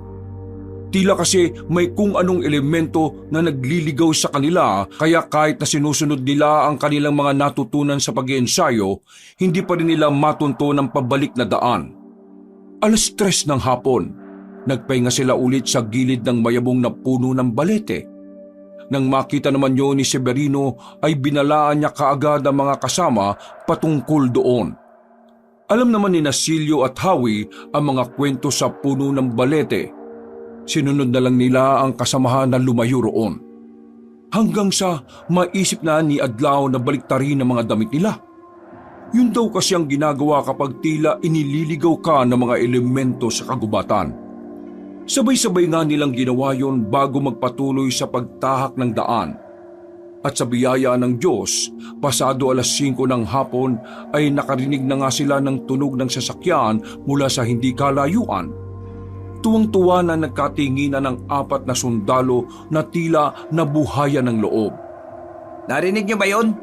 Nakakarinig na ako ng sasakyan. Tara na mga kabady! Bilisan na natin para maabutan pa natin yung sasakyan. Oo, kumalma ka lang, buddy. Hindi, buddy! Mahirap kumalma sa ganitong sitwasyon. Gusto ko na makabalik sa kampo. Napailing na lang si Silyo habang napapangiti. At pagkatapos noon ay magkakasunod na nga silang tumakbo hanggang marating na ang kalsada. Mula sa hindi kalayuan, nakita nila ang jeep ng mga gulay sa kayang 6 na katao. Isang driver at 2 sa tabi noon saka may 3 na nasa bubungan. Kinawayan nila ang papalapit na sasakyan. Subalit biglang natigilan si Silio nang may maramdaman siyang kakaiba sa paligid. Hindi niya rin mawari kung bakit pero hindi maganda ang dating sa kanya ng ihip ng hangin. At hindi nga siya nagkamali. Dahil mula sa likuran ng sasakyan ay nakita niyang sumulpot ang mala-immortal na halimaw na nakainkwentro nila kanina lang. Ang nilalang na walang awang pumatay kay Lieutenant Daur. Hindi yun napapansin ni Howie, Severino at Adlaw dahil abala ang tatlong sundalo sa papalapit na jeep. Ngumiti pa kay Silio ang matandang babaeng aswang bago magluwa ng tatlong itim na sisiw. Nagtungo kagad ang mga sisiw na yon sa mga taong nasa bubungan ng sasakyan para pumasok sa katawan ng mga yon. Ilang saglit pa nga ay naging aswang na ang tatlong lalaki at walang kabog-abog na sinalakay ang tatlo pang taong nasa unahan ng jeep. Kitang-kita ni Leon kaya ganun na lang ang gulat nila sa nangyari. Bago pa makarating sa tapat nila ang sasakyan ay tumumba na ito at bumunggo sa gutter bago dumaus-us pababa sa masukal na gubat. Sinundan niyo ng malakas na pagsabog kaya napayukod ang apat. Pagkadaka ay nagtalsikan pa ang ibang piraso ng mga gulay sa kalsada dahil sa tindi ng impact ng pagsabog. Oh, ano nangyari? Magsitayo na kayo! Nandiyan na yung halimaw na humahabol sa atin! Bilisan natin! Takbo na! Mula nga sa hindi kalayuan ay naaninag nga nila ang mala-immortal na aswang, kaya nagtakbuhan na sila palayo. Subalit ngumiti lang yon at saka bumwelo bago malakas na lumundag. Sa isang iglap ay muli na namang lumagpak sa harapan nila ang nakakatakot na nilalang. Kumusta mga magigiting na sundalo? Akala nyo siguro'y matatakasan nyo na akala. Kahit saan kayo magpunta, hindi kayo makakapagtago dahil naiwan na ang amoy ninyo sa aking ilong. Alam niyo ba kung gaano kalayo ang kayang maamoy ng ilong na ito? Kahit nasa dulo kayo ng mundo'y maaamoy at maaamoy ko kayo. Natigilan na lang ang apat na sundalo sapagkat alam nilang wala na silang magagawa pa para makatakas. Alam nila na kahit anong gawin nila ay hindi nila mapapatay ang kalaban. Para lang kasi itong butikin na nagre-regenerate ang katawan. Pero nang mapagmasdan ni Silio ang mukha ng aswang, ay napansin niya kagad ang malaking peklat sa mukha noon. Nung una naman nilang makaengkwentro yon ay walang ganong bakas sa mukha. Tumalim na naman ang tingin ng halimaw bago sila salit-salita na pinagmasdan. Napagbilib niyo ako sa ginawa niyo sa mukha ko. Pero kung sino man ang may gawa sa inyo nun, ay sinisiguro kong pahihirapan ko siya ng husta. Biglang naalala ni Silio ang tungkol sa tuyong Clover. Hindi pa siya sigurado pero ang bagay na yon ang naisip niyang dahilan kung paano siya nakaligtas kagabi at kanina. Bibigyan ko kayo ng pagkakataon. Malalayain ko ang tatlo sa inyo kapag isinuko niyo sa akin ang gumawa ng ganito sa mukha ko. Manigas kang aswang ka! Aba, ang lakas ng loob mong langgam ka. Dahil dyan, ikaw ang uunahin kong gawing kampon ka. Ito yung dahon ng clover. Ngayon ko kailangan ng tulong mo. Dalhin mo kami sa kinaroroonan ni Inang Balyana. Para mo ng awa, ilayo mo kami sa halimaw na ito. Hinawakan siya ng aswang sa magkabilang braso at naglabas na ngayon ng siso sa bibig para ilipat sa kanya. Walang ano-ano ay biglang kumislap ang paligid kaya napapikit ang apat na sundalo. Pagdilat ay nasa isang kuweba na silang lahat na may dumadaloy na tubig. Dahil sa dilim ay hindi kagad sila nakakita. Sabay-sabay nilang binuksan ang mga flashlight at ganun na lang ang gulat ni Howie, Severino at Adlaw nang makita ang putol na kamay ng halimaw na nakakapit pa sa magkabilang braso ni Silio. Inay ko po! Pagkahawi niya sa kamay ng aswang ay nahulog yun sa tubig at inagos na palayo. Nagpalinga-linga siya pagkadaka ay napangiti nang ma-realize na natakasan na naman nga nila ang mala-immortal na halimaw. Oh, ano nangyari? Bakit tayo napunta rito? Nasaan na tayo nito? Ha, buddy? Anong ginawa mo para makapunta tayo dito? Yung tuyong Clover. Yun ang nagdala sa atin dito. Tuyong Clover? Katulad ni Howie hindi rin maipinta ang mukha ni na Severino at Adlaw sapagkat wala silang maintindihan sa mga sinasabi ng kasamahan. Dinukot ni Silio ang pitaka at kinuha nga ang tuyong clover saka ipinakita sa mga kasama. Ito yung tinutukoy ko na nagligtas sa atin ng pangalawang beses sa halimaw na yon. Paano naman tayo nailigtas niyan? Kung mapapansin nyo dalawa na lang ang natitirang petals nito. Noong binigay sa akin to ng estrangherang matanda bago ko lumipad dito sa Mindanao, 5 pa ang petals nito. Sinabi niya na may liligtas ako nito sa tamang panahon. Kagabi, nung sinalakay ako ng 2 aswang, iniligtas ako nito laban sa mga yon. Tapos kanina, nung unang beses na magpakita yung matandang halimaw na yon, ito ang nagligtas sa atin. At yung huling nangyari kanina, kaya tayo napunta sa lugar na ito, ay dahil rin dito. Bakit naman sa kuweba? Bakit dito mo naisip na dalhin tayo sa halip na bumalik sa baryo o sa sitio o kampo? Dahil nandito sa lugar na ito yung tao makakatulong sa atin. Sa dami ng mga naranasan natin ngayon, alam kong maniniwala na kayo sa mga sasabihin ko. Ikinuwento nga ng matangkad na binata ang lahat-lahat simula umpisa ng karanasan niya ng madistino sa lugar na yon. Walang imik na lang sina Howie, Severino at Adlaw matapos sa mga narinig. Nang matapos na sa pagsasalaysay ay iginala ni Silio ang paningin sa buong yungib bago muling kausapin ng mga kasama. Bilisan na natin mga kabady. Hanapin na natin si Inang Balyana. Kailangan na niya ng tulong natin. At isa pa, baka matunto na tayo dito ng halimaw na yon. Sinimulan nga nila ang paghahanap sa kuweba hanggang sa makita ang isang maliit na lagusan. Kasya lang doon ang isang tao kapag gagapang. Si Adlaw ang nauna na sinundan ni Severino at Howie. Nagpahuli na si Silio dahil nagmamatsyag-matsyag pa siya sa paligid. Ilang minuto pa ang lumipas nang makatawid sila sa maliit na lagusan ay tumambad nga sa kanilang paningin ang makakapal na ugat na binabalot ang isang matandang babae. Tanging ulo at magkabilang palad na lang noon ang nakikita kaya nagulantang sila. Oh, siya na ba yung hinahanap natin, buddy? Oo, siya na nga yun. Si Inang Balyana. Eksaktong pagkasabi niya noon ay biglang nagbuga ng hininga ang matanda na ikinagulat nilang lahat. Pagdilat noon ay saka tumanaw sa kanilang apat na hindi pa rin makapaniwala sa nakikita. Salamat dahil natagpuan niyo ako. Maraming salamat. Huwag po muna kayo magpasalamat, Inang. Hindi pa namin kayo napapakawalan Pakakawalan na po namin kayo, Inang. Gamit ang soldier's knife ay pinagtulungan na nga nilang pakawalan si Inang Balyana.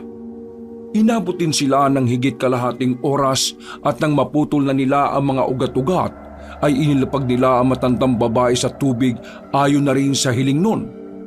Makalipas lang ang higit 5 minuto ay bigla na lang yun tumayo kaya napalingon silang lahat. Hindi na sila masyadong nagulat nang makitang bumuti na ang pakiramdam ng matandang ginang. Sa dami ba naman ng mga kababalagang nangyari ay hindi nga naman na nakakagulat ito. Ayos na po ba kayo, Inang? Maraming salamat sa tulong ninyo. Wala pong anuman, Inang. May tanong lang po kami sa inyo. Paano po namin mapapatay yung matandang babaeng aswang na yon? Aswang pa po ba talaga yon? Kasi kahit na anong gawin namin, hindi siya namamatay. Kung ganon, nakasagupan niyo na pala si Sitana. Si Tana? Si Sitana na isa sa mga sinaunang babaylan dito na naging isang kalibonan. Siya po pala yung tinutukoy niyong kalibonan? Oo, siya nga. Ang kalibonan ay ang pinakamatandang uri ng aswang at nakatira sila sa pinakamasukal na bahagi ng kagubatan. Dito mismo sa kinalalagyan natin, nakakulong si Satana. Pero ako ang naging kapalit kaya siya nakalaya. O? Paano po nangyari yun? Nitong nakalipas na buwan, may isang mangkukulam na sinubukan siyang pakawalan. Nagpunta ako dito para pigilan ang mangkukulam na yon pero nakulong nila ako. Ako ang babaylan na nagbabantay sa kulungan ng kalibonan at nang makatakas nga sila, pinatay ni Sitana ang mangkukulam at kinain para bumalik ang kanyang lakas. Kahit nasa piitan, ay nagawa ko pa siyang mapigilan na makalayo rito. Subalit dahil sa mahiwagang ugat ay unti-unting napigil ang kapangyarihan ko hanggang sa tuluyan na siyang nakakawala. Ganun po pala nangyari? Ibig bang sabihin po nun, ibabalik natin ang kalibonan na yun dito? Paano naman po natin siya mahahagilap? Ang lawak-lawak ng Mindanao. Siguradong magpapakalayo-layo yun. Baka nga tumawid pa ng dagat yun eh. Huwag kayong mag-alala. Dahil hindi makakatawid ng dagat ang isang kalibonan dahil sumpa yun sa kanila. May matinding kapangyarihan ang hahatak sa kanya pabalik kung sakaling tangkain niyang lumayo. Sigurado ko sa pinakamalapit na baryo o sitio lang siya magpupunta. Kaya magmadali na tayo. Ano naman po tayo makakabalik sa baryo o sitio? Ang tuyong Clover. Hindi talaga aksidente kung bakit ka napunta rito, Silio. At kung bakit din napunta sa iyo ang mahiwagang kaya-kayupuan. Isa sa mga matatandang babaylan lang ang nagmamay-ari niyan. At siguradong ginamit kanya para maipadala ang bagay na yan upang makatulong. Nuksan niya ang ika-6 mong pandama para maging madali ang daan na matuntun ako. Napakabuti talaga ng bathala. Sapat na ang 5 talulot para magawa ang misyong ito. Nagkatinginan na lang ang 4 na sundalo dahil sa lalim ng pananalita ng matandang babaylan. Pagkatapos ng ilan pa nilang pag-uusap ay ginamit na nga ni Silio ang kapangyarihan ng tuyong Clover. Humiling nga siya na dalhin sila sa sitio Pulang Bato dahil yun ang nakita ng kanyang pangitain na sasalakay ni Sitana. Makapangyarihang tuyong Clover, humihiling ako na dalhin mo kaming ligtas ngayong 5 sa sitio Pulang Bato. Sa isang kisap mata ay narating nga nila ang nasabing sityo. Subalit ganun na lang ang pagkagulat nila dahil nagkakagulo na ang mga tao. Kitang-kita sa mukha ng mga mamamayan ang matinding takot. May nagsisigawan at nag-iiyakan habang pilit na isinasalba ang mga sarili. Hindi ko na maramdaman sa lugar na to ang puwersa ni Sitana. Nahuli na tayo ng dating. Hindi pa man natatapos ng matandang babae ang pagsasalita nang may mga tumakbo na sa kanilang mga tao. Base sa itsura ng mga yon ay halatang napasukan na ng itim na sisiw sa katawan. Babarilin na sana ng 4 na sundalo pero pinigilan sila ni Inang Balyana. Matapang na lumapit ang babaylan sa mga taong pasugod at pagkatapos noon ay saka siya nagbikas ng mga wikang siya lang din ang nakakaunawa. At bago pa makalapit sa kanila ang mga taong umaatake, bigla na lang humandusay mga yon sa sahig na parang makinaryang nawala ng baterya. Hindi maiwasang mamangha ni Silio, Hawi, Severino at Adlaw dahil sa kanilang nakita. Paano niyo po nagawa ang bagay na yun, Inang? O pwede naman pala na hindi sila mapatay eh. Ituro niyo naman po sa amin yan oh. Sumunod kayo sa akin. Madali kayo. Pumasok nga sila sa isang bahay na inabandona na. At doon ay itinuro na matandang babaylan ang tamang kapamaraanan sa kanila. Ang mga sisiw na ginagamit ng kalibonan ay pinapasok sa katawan ng tao ay gawa sa mahika. Pero may laman yon dahil galing mismo sa katawan ng nasabing aswang. May 2 paraan na pwedeng gawin para maibalik ang mga biktima sa pagiging tao. Una ang ginawa kong orasyon kanina at ikalawa ay ang likido na to na gawa sa isang halamang gamot na tumutubo lang sa kuweba kung saan tayo nanggaling. Ano po yan? Meron ding orasyon ang likidong ito. Ibabad niyo muna ang mga bala o kahit na anong sandata. At pagkatapos ay saka niyo puntiryahin ang mga nalukob ng kalibonan sa hindi delikadong parte ng katawan. Kapag natamaan, kusa silang mawawalan ng malay tao at paggising nila ay babalik na sa normal dahil papatayin mismo ng orasyon ang sisiw na nasa loob ng katawan nila. Kung gano'n naman pala ibabad na natin ang mga gamit natin para mailigtas natin ang mga taga-sityo. Pero depende pa rin ang epekto niyan sa kanila. Kapag hindi na tumalabang ginawa ninyo, ibig sabihin ay nakatikim na ng sariwang dugo at karne ng tao ang biktima. Ang tanging paraan na lang para mailigtas sila ay kung tutuldukan na ang kanilang buhay. Hindi na nakaimik pa ang 4 na sundalo matapos yung marinig. Tila nalamon tuloy na matinding katahimikan ng paligid at nabasag lang yun nang biglang bumukas ang pinto. 2 sundalo ang pumasok kaya kaagad yung tinanong ni Silio. Ayon nga sa dalawa, ay pabalik sana sila sa maliit na kampo pero may nagradyo na mayroon ng sumalakay doon na nakakatakot na nilalang. Dahil doon ay wala na silang inaksayang oras pa. Nagpaiwan na sa sitio Pulang Bato sina Severino at Adlaw para tumulong sa ibang biktima at ipaalam sa ibang sundalo doon kung paano may liligtas ang mga napasukan ng sisiw. Kagad naman nagbiyahe sina Silio, Hawi at Inang Balyana papunta sa maliit na kampo. Pagdating nila roon ay nagkakagulo na nga. Nasusunog na rin ang bahagi ng klinik pati ang opisina kaya nag-alala sila para sa mga kasamahan. Mabuti na lang ay nakita niya ang dalaga kasama si Lieutenant Doito at inalalayan nila si Kapitan Bascular. Kapitan Bascular, Lieutenant Doito, Private Peninsula. Ano, ayos lang ba kayo? Kabalik na pala kayo. Sir, yes sir! Sinasalakay tayo ng kung anong halimaw. Hindi kami nakahingi ng tulong sa main camp dahil sumabog na ang opisina bago pa kami makatawag. Nasaan si Lieutenant Dower at ang iba pa? Wala na sila, Kapitan. Kami na lang ni Private Arabaw, Private Severino at Private Adlaw ang nakabalik ng buhay. Pero magandang balita naman po dahil napatay namin ang pinuno ng rebelde. At, Isang pagsabog na naman ang naganap kaya napayukod ang lahat at natigilan sa pag-uusap. Nagtago sila sa ligtas na lugar kaya tumindig si Inang Balyena at hinarap ang mga natitirang sundalo. Ako na ang bahalang sumupil kay Sitana at kayo na ang bahalang pumigil sa mga ginawa niyang kampon. Sa oras na maibalik ko siya sa kulungan, kusang babalik sa dati ang mga taong naging biktima. Kaya sikapin niyong mapigil sila bago pa makainom ng dugo at makakain ng karne ng tao. Dali-daling umalis sa matandang babae kaya ipinaliwanag naman ni Silio at Hawi sa lahat ang nangyayari sa paligid. Hindi kaagad naniwala ang karamihan.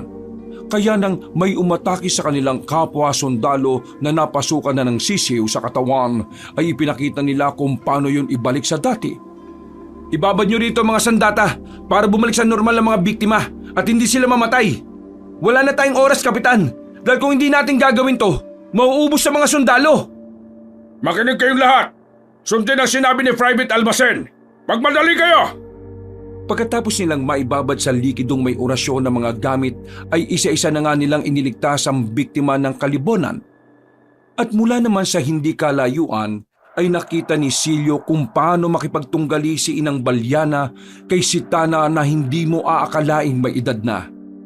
Maigpit nga na na-corner ang kalibonan na nagpupumiglas pa kaya tumingin ang matandang babaylan sa binata at saka sumigaw na malakas. Silya, gamitin mo na ang huling talulat! Papayag na maikulong ulit ako sa kwebang yan! Papatayin kita, Balyana! Nakapigla sa ngalimaw at nakalbot niya sa magkabilang braso ang babaylan. Pagkatapos ay sakayon tumalon para makatakas pero maagap din si Kapitan Bascular at ang iba pang mga sundalo. Hinagisan nila ng granada ang aswang at nang masapulto ay nagkapira-piraso ang katawan na lumagpak sa sahig. Napangiti naman sila sa pag-aakalang napatay na ngang tuluyan ng kalaban. Pero nang makita yun ni Silio at Hawi ay sumigaw kagad sila at sumenya sa mga kasama. Kapitan! Lumayo kayo sa kanya! Hindi pa siya patay! Umalis na kayo! Bago ba makarecover yung alimaw na yan! Eksaktong pagkatapos nilang magsisigaw ay unti-unti ngang nagre-regenerate ang katawan ng aswang na parang bagong nilalang na naman. Nanlisik ang mga mata nun sa galit kaya sinalakay sina Kapitan Bascular. Napatay ang 2 sundalo na kasama ng Ginoo at nang siya ang pupuntiryahin ng kalibonan ay saka muling dumating si Inang Baylana.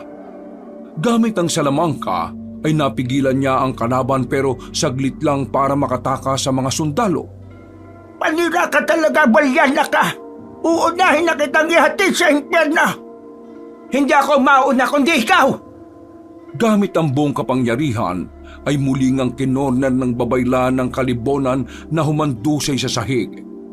Pumiglas-biglas pa to habang galit na galit silang pinagmumumura. Silyo, gawin mo na ngayon. Madali ka. Kaunti na lang at bibigay na rin ang katawan ko. Ipadala mo na kami sa yungib. Sige po! Wala nang ang sinayang na segundong binatang sundalo. Kinuha niya kagad ang tuyong clover na isa lang ang petal.